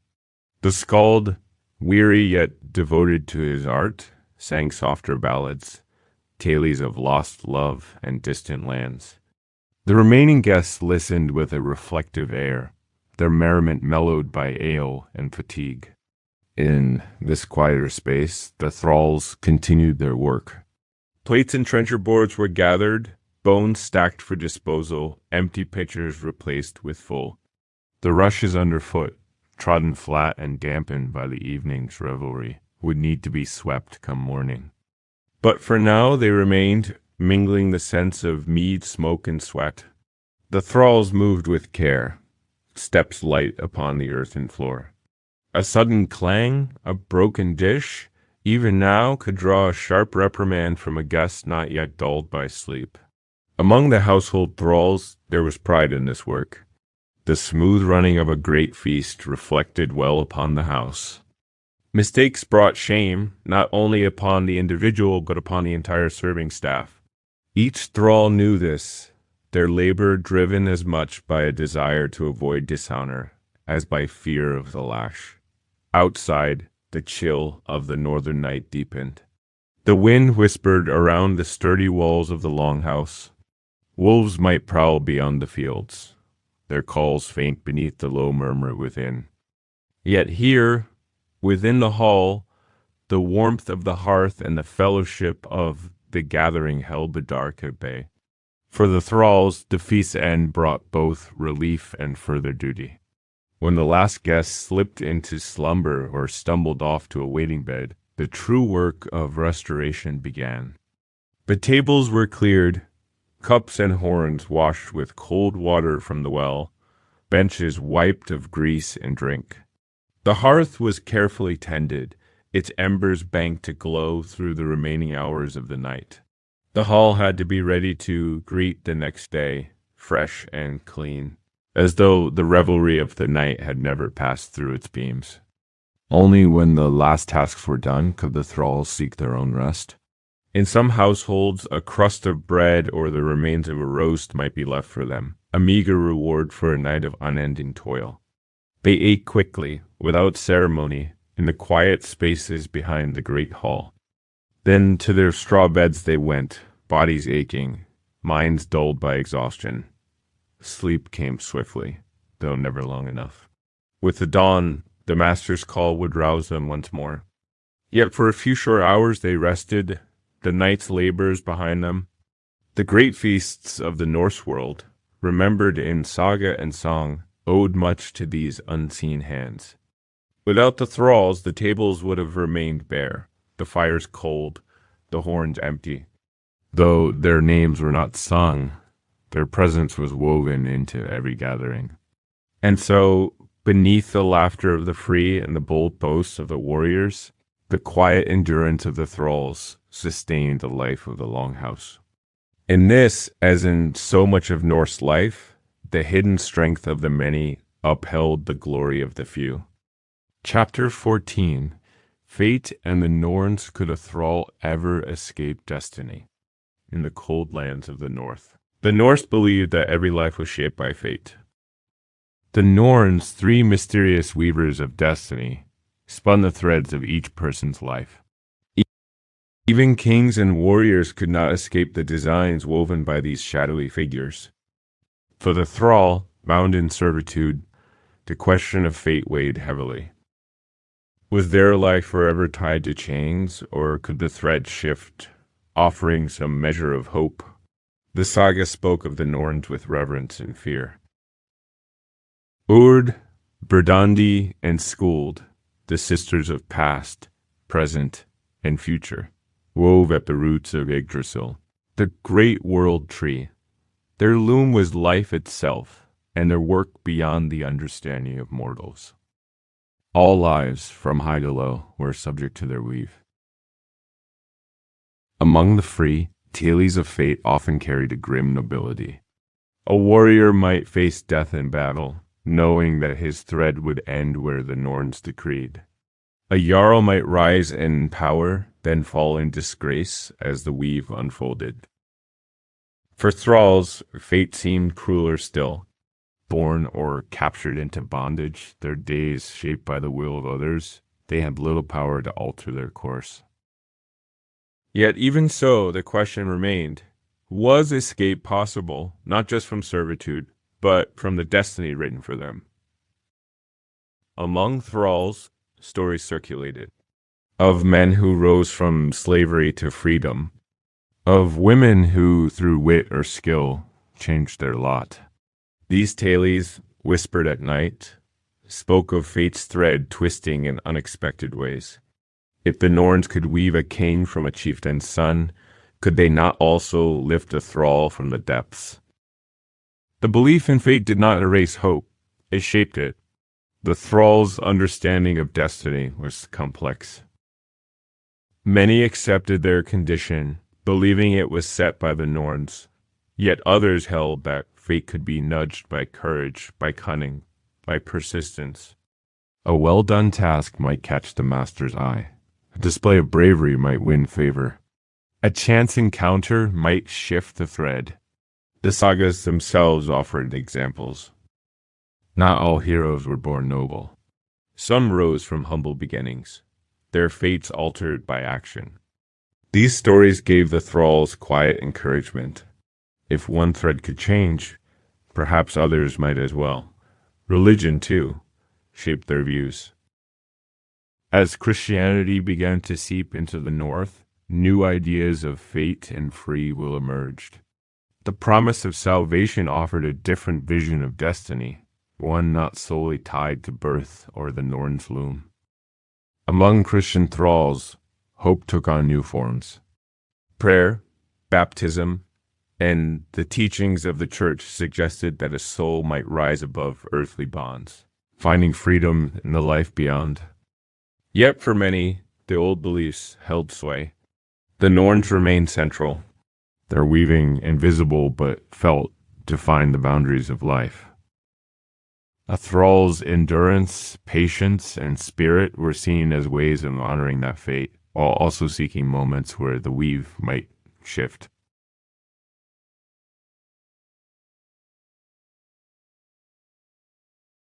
They labored not only because they must, but because within the rhythm of toil, the faint possibility of change remained. Fate was strong, but not always final. The loom wove its patterns, but sometimes the thread frayed, twisted, or was tied anew. In the long dark winters, as the hearth fires flickered low, thralls shared these thoughts. Around the embers they spoke of fate and freedom, of the Norns and the gods, of the moments when destiny seemed to tilt, if only for a breath. Such conversations sustained them, gave weight to their endurance, and kept alive the fragile dream that even the bound might one day walk free beneath an open sky. And so we have wandered through the cold halls and shadowed corners of the Norse world, walking quietly in the footsteps of the thralls. We have glimpsed their long days of labor, their silent endurance, their small hopes and rare triumphs. We have seen how their hands built the great feasts, how their toil shaped the wealth of their masters, and how even in death, their resting places whispered forgotten stories beneath the earth. Their lives, often unseen and uncelebrated, were woven deep into the fabric of Norse society. Without their efforts, the ships would not have sailed. The fields would not have yielded grain. The hearths would not have warmed the halls of the free. And yet history so often passed them by, choosing instead to sing of kings and warriors. But as we listen closely to the quiet echoes of their world, we hear another kind of song, a softer one, carried not on the tongues of skalds, but in the patient endurance of those who served. The sagas may not name them, yet their presence endures in every timber raised, every cloak woven, every field cleared for harvest. In the dark of the longhouse, beneath the watchful eyes of the free, the thralls dreamed. They dreamed of freedom, of a kinder fate, of lives lived beneath open skies. And though few escaped their bonds, the hope itself was a form of strength, a thread that ran unbroken through the harshest winters and the longest days. In thinking of their lives, we are reminded of the countless unnamed who shaped history, not only in the Viking Age, but in all ages. Their labor, unseen but essential, forms the ground upon which great deeds are built. Their stories, though quieter, deserve to be heard. Now, as this journey draws to a close, let your thoughts drift gently from those cold northern lands. The fires in the longhouse burn low. The voices of the free have faded. The thralls have taken their rest, the weight of the day lifted, if only for a time. Beyond the high peaks and deep fjords, the stars wheel in the endless sky, the great loom of fate turning softly through the night. You may let your own breath slow, your own thoughts ease. The world of the thralls lies behind us now, its shadows fading into quiet memory. Here, in the present, there is peace, warmth, and comfort. You are free to drift into sleep, the stories of the past settling gently in the corners of your mind. Let them rest, as you too may rest, the rhythm of life flowing onward. Sleep well, traveler of history. The night is yours. And now, as the embers of this long tale glow softly in the hearth of your mind, we leave behind the cold stone floors and worn hands of the thralls. Their world fades into the distance, their labors completed, their voices quiet once more. You have traveled far this night, through fields and feast halls, across seas and battlefields, following the long arc of lives lived in service, endurance, and quiet hope. Let the weight of those old stories fall gently away now. The past rests beneath its ancient mounds, beneath the weave of fate spun long ago. Here, in this moment, you are free to rest. Outside your own window, the night is calm. The stars above shine as they always have, steady and patient. Your breath moves slowly, your body softens, and the hush of sleep draws near. You need not think further of kings or thralls, of battles or chains. The stories will wait, always ready to return when you wish. For now, this time is for you. A time to let go, to drift into deep and gentle rest. If you've enjoyed this quiet journey through the Viking world, I invite you to return again. Here on The Drowsy Historian, there are many more tales to explore, many more corners of history to wander together. And if this story brought you a moment of calm, please do like, share, and subscribe, and perhaps leave a comment. I do read them, though not in the longhouse by firelight, I promise.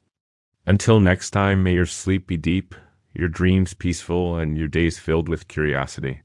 Good night from The Drowsy Historian.